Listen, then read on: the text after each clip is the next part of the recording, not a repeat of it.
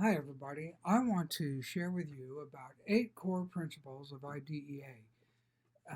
This is based off of all the legislative actions and all the different litigations that we've seen.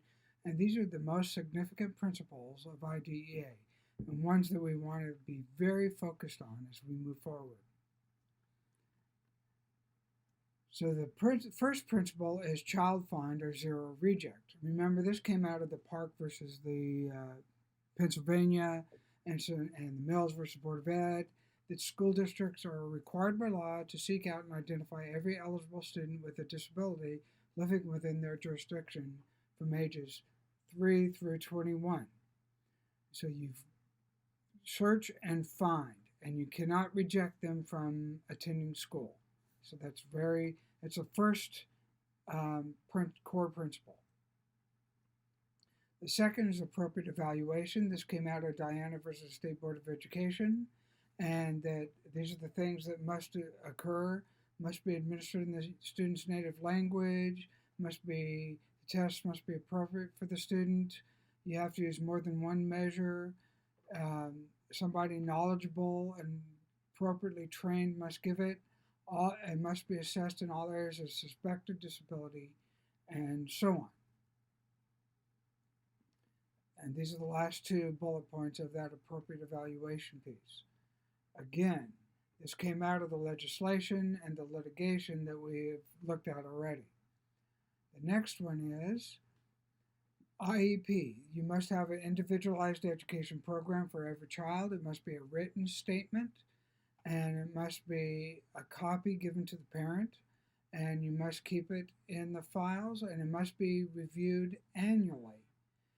And that means the goals and objectives, modifications, accommodations, etc. The third, again, this is to the maximum extent appropriate. The child is educated with children without disabilities in both private and public situations. Another slide about the IEP. And the fourth key concept is FAPE, Free Appropriate Public Education. And these are the things that talks about FAPE. You can read it yourself. And this is where most lawsuits are focused on, is the FAPE provision. Some more bullets about FAPE. The next key component is least restrictive environment.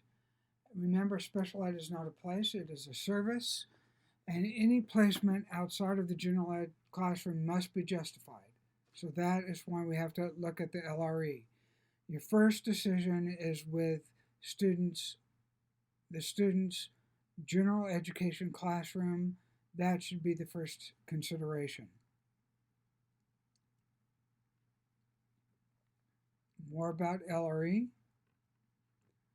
And then related services to assist the child with a disability to benefit from their special education. And this is just a very short list, not a complete exhaustive list. And 7 is parent and student decision making, that they must be involved. And remember, you can override a parent's non-consent for evaluation, but you cannot override a parent's non-consent for placement. That is a very important element. 8 is procedural safeguards and confidentiality. All records are held confidential, and there must be a procedure for students and parents to engage the law. All right, so that's that. You can go through this as many times as you need, or you can view the regular PowerPoint. Thank you very much for your time.